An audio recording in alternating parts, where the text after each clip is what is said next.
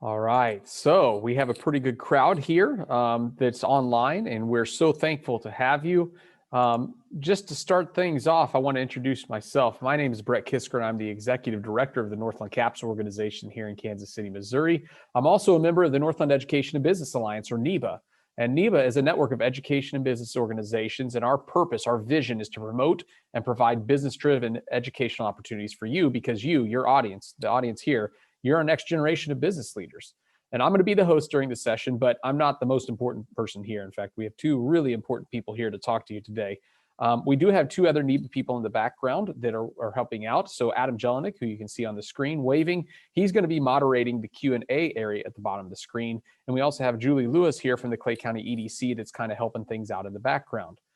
Just a few quick notes before we introduce our guest speakers for this session. First of all, this session has a hard stop at 10:40 because we have other sessions coming afterward.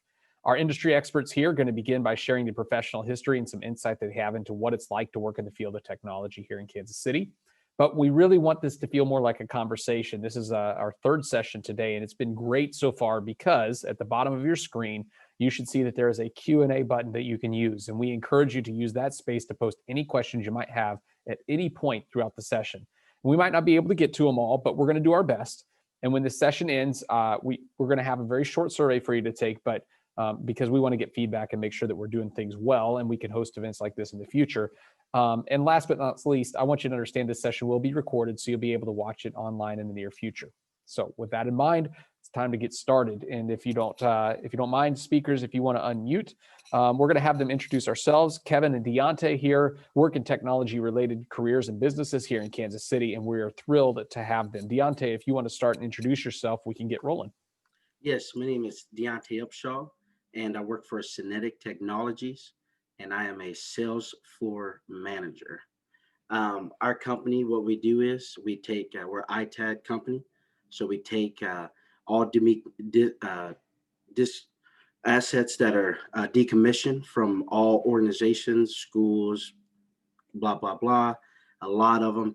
And we get all the decommissioned assets. And what we do is we help protect the data of our clients. And then also we help protect the environment by recycling responsible. We also have the opportunity to resell product, and that's where my field is. And so what we do is on the sales side is we fulfill shipments. We send out nationally, locally, all around, and we get to be involved in just a bunch of IT assets, just anything that you can think about. And so that's what we do here at Synetic Technologies. Dionte, you want to tell us about your professional history and how you got into this role? Yes, I actually I didn't go to school for technology per se, but I always kind of had a little itching for it. And so to come here, I actually didn't know that Synetic existed. What they did existed. And then I came in, and then I just started, I was just mesmerized by what they did here, and got so involved in the company that I once started kind of in different departments. And I have now been here for 7 years, and I've moved all the way to a manager position. So I've worked my way up. Was great opportunity to grow in our company. This is actually the second warehouse that we moved into since I've been here. So there's just tremendous growth within what we do, because everybody needs their data protected safely and also to recycle responsible. So it's a great field to be able to work in the sales side of it, with working with customer interactions, and then also the technology portion within just diving into assets to have the right specs and everything regarding that to fulfill sales shipments. So. Thanks, Dionte. Kevin, you want to tell us about your professional history and what you do now? Sure. Good morning, everyone. My name is Kevin Shekleton. I am a vice president at Cerner Corporation, which is a healthcare IT company headquartered here in Kansas City, Missouri.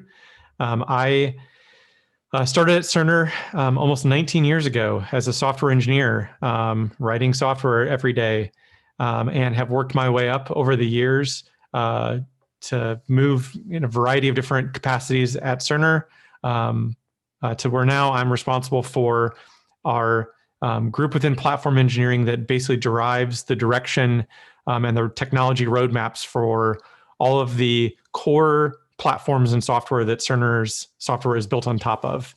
I've had the opportunity to work in a variety of different areas within Cerner. So from doing software for backend services like APIs, to doing mobile application development, to web development. I've really seen the public cloud developments. I've really seen the spectrum, which is pretty nice. Like Dionte, I did not know who Cerner was when I started. I had no idea that it was such a big industry within the healthcare IT space to provide software and systems to hospitals and doctors' offices and pharmacists and nurses and stuff. So it's, when I started in college studying computer science, I thought that, software that was in the more business space was maybe boring or wouldn't be interesting. I thought, video games, that's what I need to do. I need to, video games are fun. So that's what I need to go develop and work on. I've since obviously learned that you can have a lot of fun. You can have a really challenging and rewarding career, even in something that seems kind of boring, like healthcare IT. That's the great thing about technology, I feel like, is that there are so many different problems to work on and so many different spaces that you don't need to pigeonhole yourself in just one particular area. That's great. Thank you, guys. Again, if you're just joining because we have people still rolling in, what I want you to understand is down at the bottom there's a Q&A area, and this is your chance to ask questions. The only question that's out of bounds is how much money do you make? Don't ask that question. You can go Google that and you can find ranges of salaries. But I will tell you this, if you go work in technology, you're going to be able to afford to put food on the plate. Okay. You're going to be just fine. But the question answer area is at the bottom. And I do want to encourage you again to ask some questions, because right now we don't have any yet. So I'm going to kick off with a question. And Kevin, why don't you tell us from there at your private office at home, what is your average day like pre-COVID? And maybe you can talk about now if you want to, but what was your average day like? What did that look like? Sure. So my average day was, I have a pretty flexible schedule. So I didn't start at 8 a.m. sharp every day. I would generally get into work at least by my first meeting in the morning. I had a 40-minute commute from my home to my office. And so that time in the morning was spent listening to podcasts, thinking about my day at work, what I was going to do, what I wanted to accomplish. Throughout the day would be spent a lot in meetings. That'd be meetings to talk about some new product or software that we were working on and how things were going. Of course, fire drills come up during the day. So one of my responsibilities is for the security for our software. And so oftentimes there would be issues that would pop up where there's a potential security issue that was detected, or a team has got some sort of question around a particular security topic in their code or something like that. And so a lot of my time was spent going between meetings and talking with a wide variety of teams. So interacting a lot with folks. And then of course I'd go home at night and have my 40-minute decompression on the way home. Post-COVID, we've been working from home since early March. So now my days are spent with no commute whatsoever, which is great. And I've actually spent all day long on video chats with people. So all day long, I'm running a video chat with folks. We all share a video on the engineering side of the house, which is great to see people's faces. Of course, we all miss seeing people in person, but largely it's still the same in a post-COVID world. So still lots of discussions with a variety of people. We all feel busier these times, because I think when we were in person, and I worked at a very large campus, and so you're walking from building to building and you're running into people in the hallways and stuff, and so you kind of had like natural downtimes. But in working from home, which I'm certainly extremely grateful that I have the opportunity to work from home and I can do everything from home, we feel much busier just because you're jumping off of one meeting and jumping onto another conversation. Or if I've got some downtime during the day, I will get pinged by somebody. Hey, can I chat with you about something for a minute? And hop on a quick 5-minute video call. But that's a very minor thing to minor qualm in the grand scheme of things. So yeah, I don't have a very predictable day where like every day is exactly the same, which really, really fits my personality well, because I don't like repetition. And that's one of the things I like about technology is that, like I said before, there's always new challenges to work on. If you're someone who likes to be finished with your work, it's probably not the right field, because every time you finish something, there's another mountain of things to go work on. Every time you think, okay, great, I've got this designed perfectly and it works really well, a new technology comes out that completely obsoletes everything you've done before, and you've got to go and figure out, how do I make this thing better? So I really like that aspect to this type of work. Before we go on to Dionte and answering that question, Kevin, and I'm going to ask you to unmute again. What was it when you were very beginning of your career at Cerner?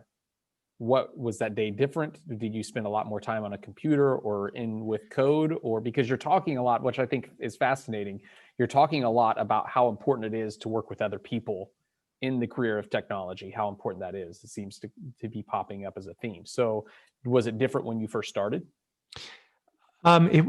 It was different, but it wasn't any more solitary.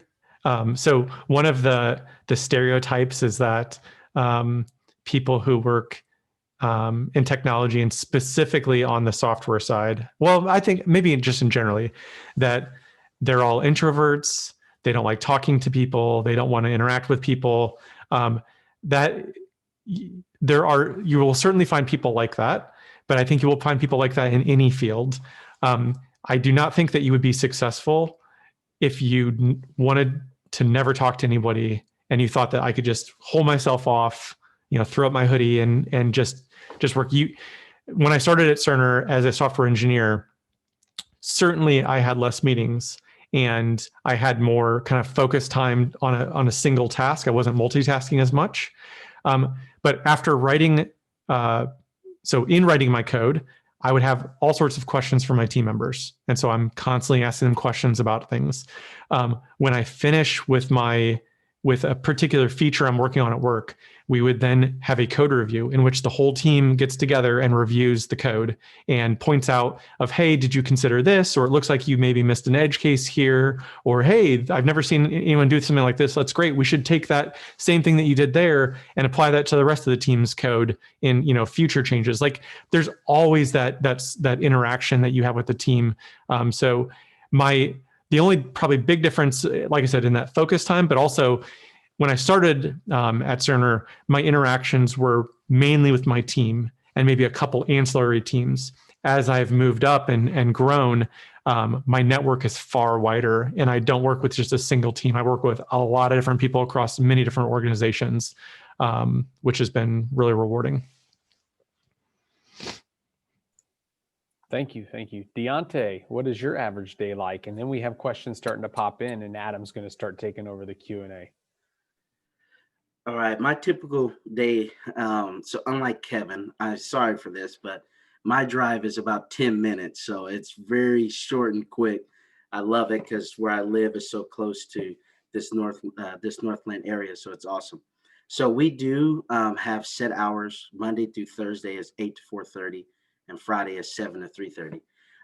And so what my typical day is like, I have a team of about 7 that we work on the sales side. And what we do is it's kind of funny because in our company, we have departments where you can do the same thing. But on our side, which is like the best, we kind of get to do a range of things. It's kind of like we deal with the same things, but it's always different day to day, which I love as well. So most times it's coming in, I kind of gather the team and just see what kind of sale orders that we have. And then I kind of just uh, disperse to each one kind of that duties of the day. And we begin to fulfill shipments. We're always receiving product. And it's like anything IT related that you can think of, we deal with and, and we get.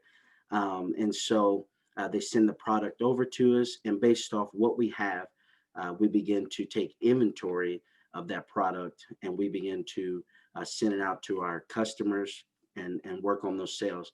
And as we sell those, we fulfill them. When we fulfill shipments, we gather all the assets.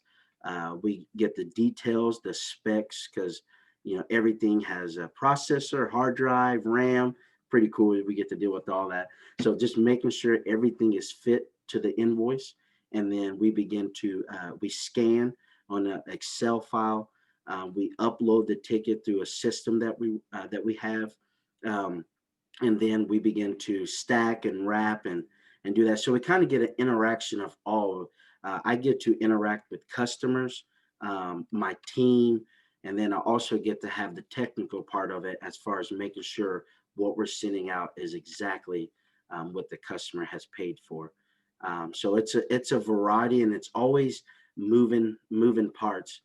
During before COVID, it was kind of the same, and then with COVID, we actually got really busy as well, and we were blessed with the opportunity that we could still stay open because we were providing actually a bunch of services to our actual clients, as far as, because like Kevin, people working at home, so they need the equipment to work at home. So it's really cool that we could also supply to our clients on the front ends, but still sell to our customers on the back end. So just kind of variety, and I love it because we deal with the same product every day, but it's a different day to day on how we do things. So kind of always keep the motor running. So. Okay, so as Brett said, we do have a number of questions in the chat, and I'll ask this one. This was just typed in about a few seconds ago, and this goes to Dionte, but someone asked, what is an invoice? So an invoice is basically it's a piece of paper, but really fancy looking to our company. And it's just basically a paper that we fill out to put who the customer is. And then we have the line items of what they're buying that we can put in with price and total price if we have tax and such. And then we turn that into our front office staff, and then they plug that into the system within QuickBooks. So it's basically a piece of paper just to write a bunch of numbers and what the customer is getting. So that's about it. So this question is for both of you. How much education do you need? I can take a stab at that first. So the short answer is there's no actual defined set of education that you need because the tech industry is so broad. It really depends upon what you're going to do. There are a lot of opportunities in tech that don't require a 4-year degree or any sort of actually even 2-year degree. You can go to well, there's some people who are totally self-taught and do just as well. I mean, look at there's a lot of, if you look even in the entrepreneurial space, a lot of those folks are self-taught. There are all sorts of kind of like certificate type programs in which you can get a certificate for usually a very specialized skill that you would learn. And there are lots of companies that are looking for folks with those type of certificates. Those are really popular in the security space, so cybersecurity space, cloud computing space. Those are the ones I'm familiar with. Web development, mobile development. It's very, very popular there. And then of course, there's your traditional 4-year degree programs, like something I went through. That's really what I went through is more of a kind of a basics education, I'd say, where I didn't learn about anything in particular, like any specialized thing. It was just general software development. And then I would say that regardless of the education you get, when you get hired at a company, you're going to learn way more on the job. Like when I started at Cerner, immediately I realized that despite having a 4-year computer science degree from Iowa State, there was a ton of stuff they never taught me or never even talked about, and I had no idea about. And I felt like I was the dumbest person, there. But that's one of the things by the way, I don't still, or I still feel like that sometimes, because there are so many new things coming out that education honestly cannot keep up with all the new things. You've got to just soak it in, learn new things, go with it. It gets easier as it goes, I feel like. But yeah, so there's no nice answer I can wrap up in a bow other than it depends. So I don't know if Dante, if you want to add anything else to that. No, kind of the same. It truly just depends. Within our company, there's so many departments that in some departments it may help, but not necessarily. Like our head IT guy, he went to schooling and he does all of coding and within the details of that, and that landed him that position. But kind of like me, I was before here working at Dick's Sporting Goods as a customer service specialist. So came in and basically, got taught all I needed. What IT background I did know helped me a little bit kind of excel more than those that don't have a little bit of that background. So like Kevin said, it just depends. So, and one of the things that I certainly didn't have growing up that folks have now that are in who are much younger is that the internet was not, I'm old enough to where the internet was just coming out when I was in high school. And the internet back then was like, I looked at Star Wars pictures on web pages that took forever to download on my, 28.8 modem. Like they didn't have the resources that they have now that, and all the ways that like YouTube didn't exist. And so there's a ton of self-learning that you can do as well. That just would have been really, really challenging when I was young. Can I ask? I want to ask a follow-up question. I'm going to hijack the Q&A if you don't mind for just a second. So if I'm a kid here and I'm sitting and listening to you guys talk, and I just kind of know that I'm curious about this, what advice would you have for somebody that's just like, where do I get started? Where would you recommend kids even go right now to maybe dip their toes into the water? And let me clarify. I'm thinking like, if I'm trying to figure out like, well, do I go get a 4-year degree or is a certificate better? Or do I even know what I want to do? And like, are there resources out there that you know about that you would send them to, or questions to ask?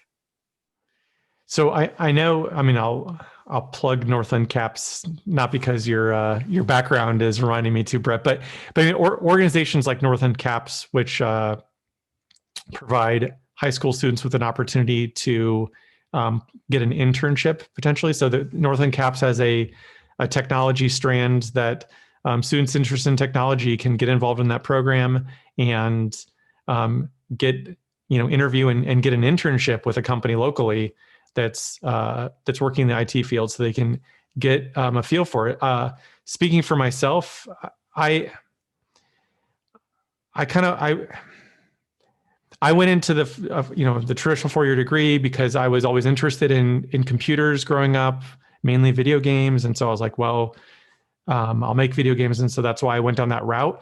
I did not end up that way. And there was a point in my career or in my college education where I thought that perhaps I was in the wrong field, because I was trying to wrestle with, was my interest in computers more on just the user side? And I wasn't actually, didn't want to actually do that for a living. Like I wasn't quite sure if my personal interest really was what I wanted to do professionally. And it wasn't actually until I had an internship with a company and I lucked out, got an internship. And I saw all the things going on, and I kind of realized that technology, and I think I mentioned this before, technology is so broad that literally whatever interests you have, you can go find a company that works in that space. So Dionte has the opportunity to work with all sorts of new hardware and technology, and work with customers to provide them the right hardware that they need. I work at a company that works in the healthcare space, which I wasn't expecting to get involved with, but there's super challenging problems. The stuff we do is really critical. So there's a lot of personal satisfaction there. So there's so many different things that you can get involved in. I would say get involved with an organization or try to get an internship. Forums like this, where you're able to talk to people who are working with the industry, I think are great. But really the takeaway is, if you have an interest in technology, this stuff interests you, there's so many different areas you can get into that you'll find something that you'll enjoy. So the next question we have in the chat is, what is your favorite piece of technology to work with? I would say favorite, Apple, of course, because it's like the best. No, I would say I would say Apple, just because of within it's so unique and kind of the technology that it does have. It's also mostly lighter than most of our other technologies when we're moving. But at my company, we have so much variety that I like to stick with, what I love. So when we have some of those sales, I'm always like, yeah, I'll work on this, and you guys can work on the other stuff. So, but I would say my favorite part is probably the Apple. Yeah. I don't have a favorite that has been consistent. I'm too fickle, and so I'll get interested in something and go deep on it, and then something new comes out and I get distracted and go work on that. So that's one of the things I love about this field, is that there's always something new. So there used to be a time where I was super into Java development, and I loved doing job development. And then I discovered Ruby, and Ruby was the next favorite thing that I was doing. So it's the opportunity to always have new stuff come in and learn from that is what I really enjoy.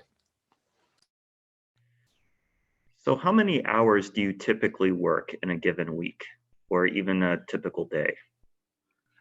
As far as me, it's normally 40 hours a week, and it's 8 hours a day. And occasionally we may do some overtime running, but typically it's kind of that set 40, which works great for me, as because of my my regular life, that other things that I have to do with that. So it's just set 40. So I love it also with the set hours. So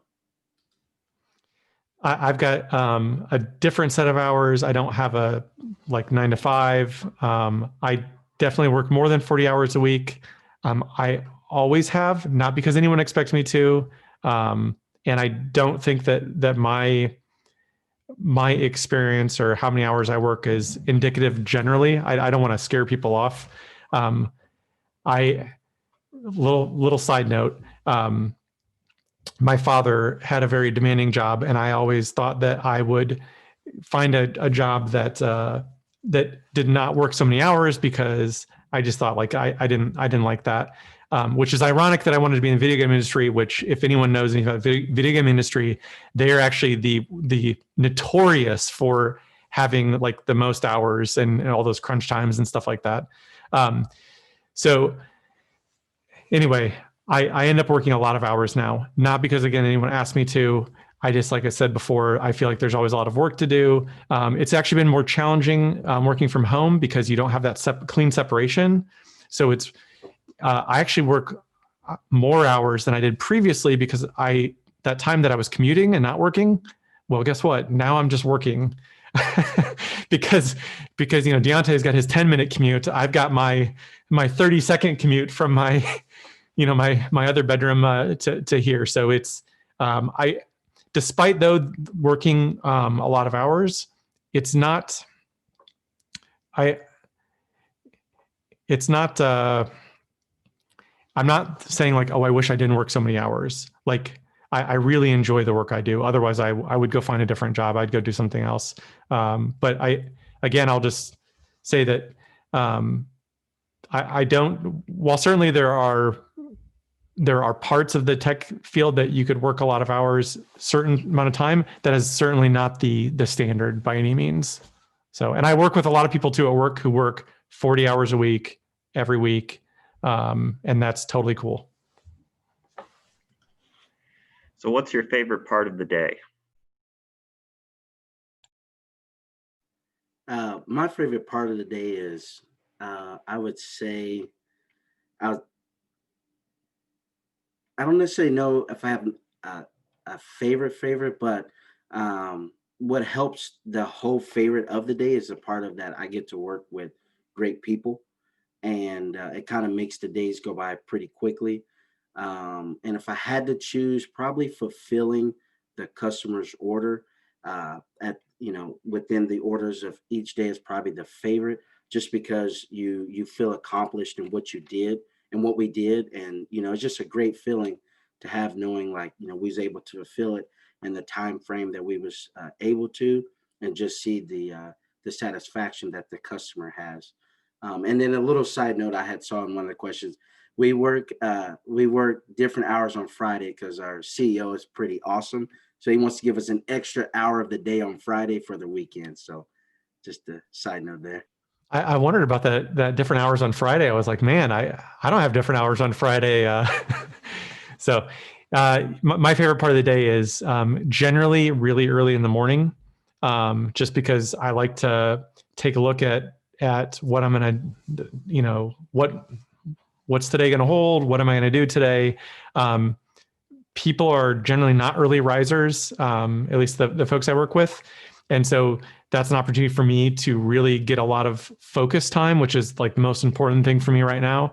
And so I can knock out a lot of stuff in those early hours.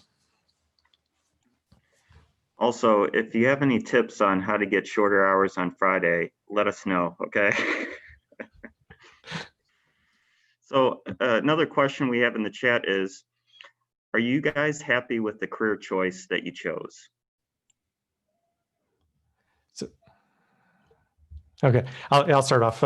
So I am. I feel like that I got extremely lucky in that I had an interest in this when I was growing up, and I stuck with it, and happened to luck into a company that has been really successful and has a lot of opportunities to do a lot of different things for me personally. So I do really, really enjoy it. I've said this before, I'm going to hammer it home though again, is I really like the fact that I work in a field in which if I needed to up and move to a different place, move to a different company or whatnot, like there are so many opportunities.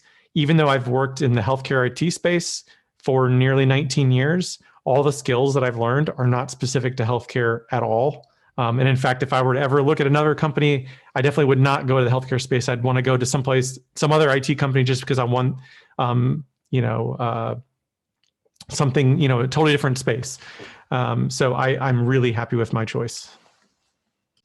I'll be real quick. I do love my choice because over these 7 years that I've been here, I've been able to grow and see the opportunities to grow in our company. I love our leadership. Our leadership has us going in a great direction. And just to be able to see the fruit of what we do, from when I started, we was in a 23,000 square foot building. Now we're in a 76,000 square foot. So, and my side now on my sales side is actually 20,000. So it's about the same size as our old one. So just to see the growth and the opportunity of knowing that there's so many available opportunities. We're our own company. We have one location, but there's others out there that does the same. So just to know that there's other opportunities and be able to grow. I've been able to grow within technology, customer service, and even just to have an opportunity like this, was because of being in this company that I'm in. So I love it. So I am very happy with it. It's great to hear. So we have about 2 minutes left, and so we have time to answer one last question. And the question is, will graphic and design help me in this area? So at Cerner, we have UX designers. UX designers don't have a technical background. They have a user experience background, and we need them. They're crucial as part of the software development process to design how the software should look, how it should behave, what's the workflow. We have user experience researchers who actually work with our end users, our clinicians, to kind of do like A/B testing to see like, what do they like better? What do they not get frustrated with? So there are absolutely opportunities for people interested in graphic and design, usability studies, to work in the IT space. Every web page that you see is designed by a graphic designer and then coded by engineers. So there are all sorts of opportunities. You do not have to go to have a degree in tech to work in the tech industry.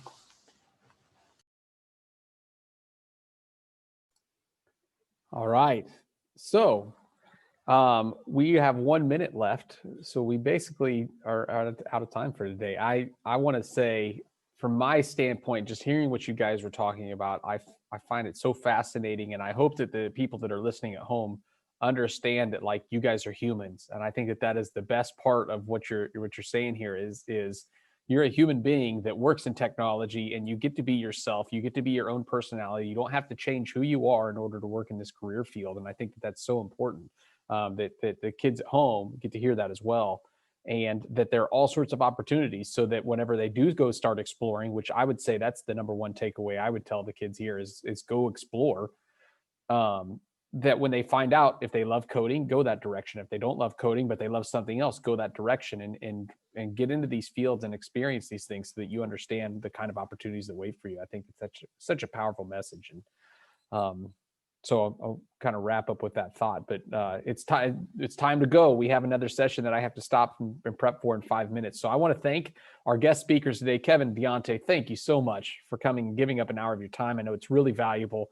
And now you've got all sorts of work that you got to go catch up on because you lost your focus time, and I just thank you so much for sharing your passion and your insight for what it's like to be in your career field. And I hope that the students, I hope you guys in the audience understand, you heard about 2 of like thousands of opportunities that are existing right here in Kansas City right now. There are all sorts of things that you can do, and we want you to go find those, and we want you to be our next business leaders here in our local community. When I click in session here in just a second, please take a second or two just to take the survey that pops up on your screen. That helps us figure out what we can do better. So if we want to do this again in the future, we can make something that's improved.